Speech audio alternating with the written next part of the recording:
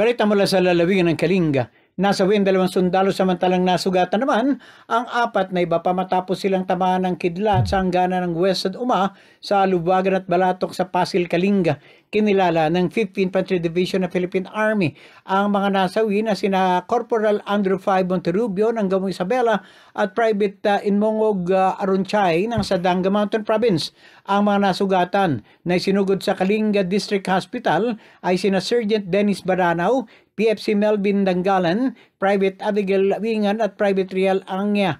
Nagsasagawa ng security operation ang 6 na miyembro ng 54th Infantry Battalion ng Philippine Army laban sa komunistang teroristang grupo nang bigla umanong tumama ang dumadagundong na kulog na sinabayan na malakas na kidlat at tinamaan ng mga sundalo.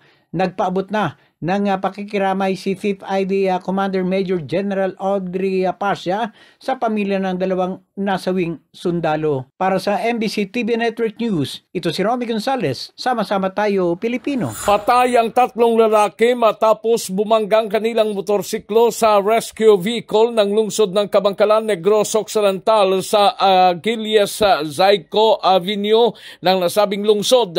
Ayon kay Police Captain Julan Vinson, Deputy Chief of Police ng Kabangkalan City PNP Station, unang idineklarang dead on arrival si Glenn Ramirez ng Barangay Uringao, Jovan Pineda, residente ng Nueva Ecija, at Brex Ralios, pawang mga sakay ng kanilang motorsiklo. Dagdag pa ni Vinson, mabilis ang pagpapatakbo ng kanilang motorsiklo na ang biktima kung saan bumangga ito sa papaparating na rescue unit na mayroong kargang pasyente na minamaliho ni Paul De Los Reyes ng Barangay Kamingawan ng nasabing lungsod.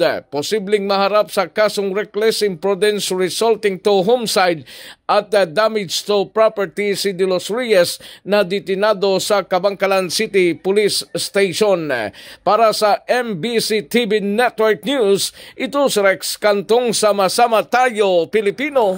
Napagkalooban ng Certificate in Resolution for the Drug Cleared Status ng Barangay Bubunot, Dasul, kasama sa resolusyon para sa retention ng 14 drug cleared barangays, at ang resolusyon ay para sa no active drug personality at 3 pang drug-free barangays sa nasabing munisipalidad. Pinangunahan ni PIDEA Pangasinan Officer Mr. Richie Camacho ang nasabing okasyon na dinaluhan ng lahat ng mga barangay official mula sa 24 na mga barangays ng bayan, kasama ang mga Municipal Anti-Drug Abuse Council at si Chief of Police Captain Simeon de la Cruz, na nagpapasalamat sa PIDEA at sa pakikisa ng mga residente ng Barangay Bubunot na napagtagumpayan laban sa illegal na droga at nanawagan ito sa mga mamamayan sa 10 pang mga barangay ng Dasul na tuluyan ang iwaksi ang illegal na droga para sa pagunlad at kapayapaan ng komunidad. Para sa MBC TV Network News, ito si Freddy Fajardo. Sama-sama tayo, Pilipino.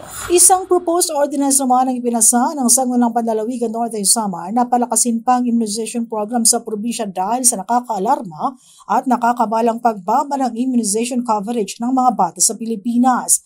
Sa sesyon ng Sangguniang Panlalawigan, inihain ni Board Member Albert Lucero ang nasabing ordinansa na may titulo, "An Ordinance is Strengthening the Vaccination Program by Providing Bakuna Champion to the Province of Northern Samar, Providing Funds thereof and other purposes."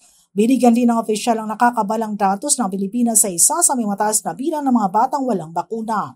Ibinahagi ng opisyal ang nakasaad sa Republic Act 10152 na mandato ng Estado ang pagpapatupad ng komprehensibong mandatory immunization program for vaccine-preventable diseases sa lahat ng mga bata. Suportado naman ng Sangguniang Panlalawigan members ang nasabing ordinansa. Para sa MBC TV Network News, ito si Jane Galit Bantayan. Sama-sama tayo, Pilipino.